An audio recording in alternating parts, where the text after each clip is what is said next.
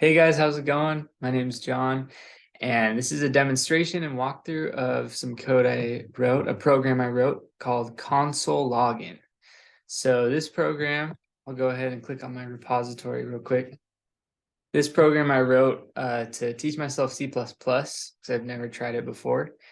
And first impression of C++, it is definitely a headache. It's hard to get used to, but I think I kind of got the hang of it, and I have my code organized um, in a way that's really good for C++ files. So I'm excited to show y'all how it works. All right, guys. So once you have my repository downloaded, you can go ahead and run it and see how it works. Let me just do a quick little demonstration. So I'm going to launch the program. All right, so here we go. Welcome, please choose an option. To sign in, press 1. To create an account, press 2. To quit, press 3. So I don't have an account yet. I'm gonna press 2 to create one. Please create your account, and I get to choose 3 options: normal, number, or secure. So I'll start with normal. Okay, username, let's put John, password. Okay, cool. Now, what's next? Let's create another account. There's 2. Let's try creating a number account this time. Number. Okay. Now it says creating a number account, make sure your password is only numbers. So let's try to trick the system real quick. First of all, I'm going to create it using the same username. It's just John, if I remember right? Yeah. It says, sorry, this username is already in the system. Please enter a different username. So it knows to not do duplicate usernames. Cool. So I'll put John, number, password. So I'm going to try to trick it and say words, invalid password. If I do some numbers, some words, invalid. So I have to do only numbers. So I'm going to put 1, 2, 3. Okay, that created my account.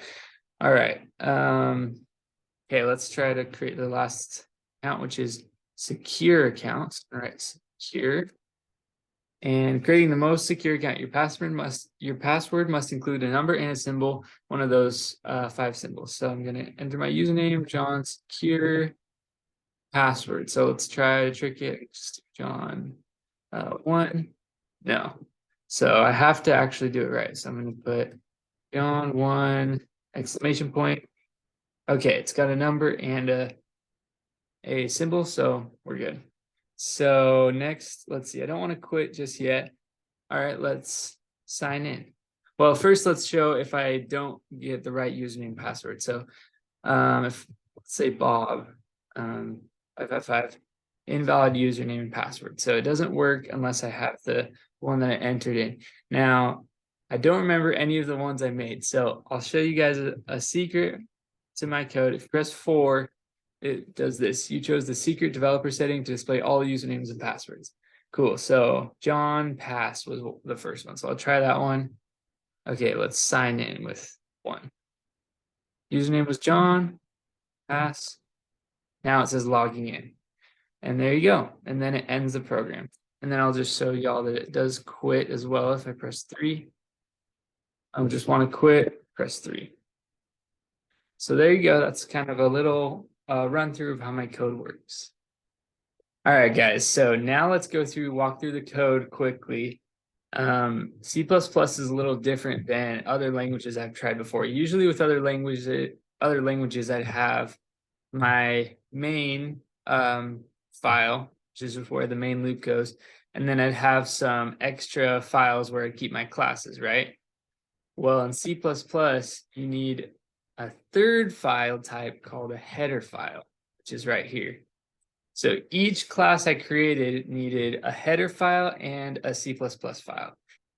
All right, guys, I'm back. So I kind of cleaned up my screen a little bit. So let me just show y'all what my account class looks like. First thing you need to do is create a header file. So over here on the right, it's a .h file. And header files it seems like what they do is you just initialize all the functions that you're going to use in your class, right? So here's my account class. I'm just saying these are my private functions and attributes. Just have these 2 attributes here, and then these are all my public ones. And I'm not coding what they do yet, but what I'm doing is just saying that I'm going to use this.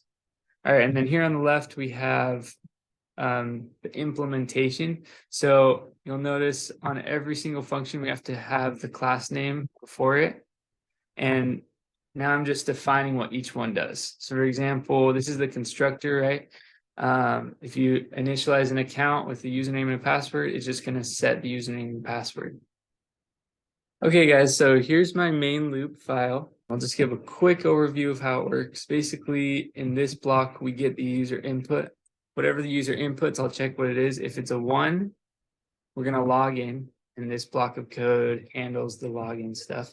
2 is create account, 3 is quit, 4 is the secret one, and else, I don't know if I showed this off, but if you put like 5 or 6, it's just going to say, sorry, I didn't recognize that response. Okay, guys, the last thing I want to explain real quick is how I used inheritance in C++. Here in the database class, we actually create a number account class, and we call this function called create account, right? If you look in my number count file, there's no create account function, not even in the header file. So the reason why it works is just because since it's inheritance, it's a subclass of account. Account has a create account function. And so it's just using the same exact method from the create account function. So that's why inheritance was really nice for me in this project. I didn't have to rewrite all of this in both these classes. These classes ended up being pretty short because they just overrode that one single function. So there you go, guys. Thank you so much for watching. I hope you enjoyed this walkthrough of my console login C++ project. And if you guys have any other questions, please leave a comment down below, and make sure to check out my GitHub, John 9 Francis, if you guys want to see any more repositories or stuff like that. So thanks for watching. See y'all later.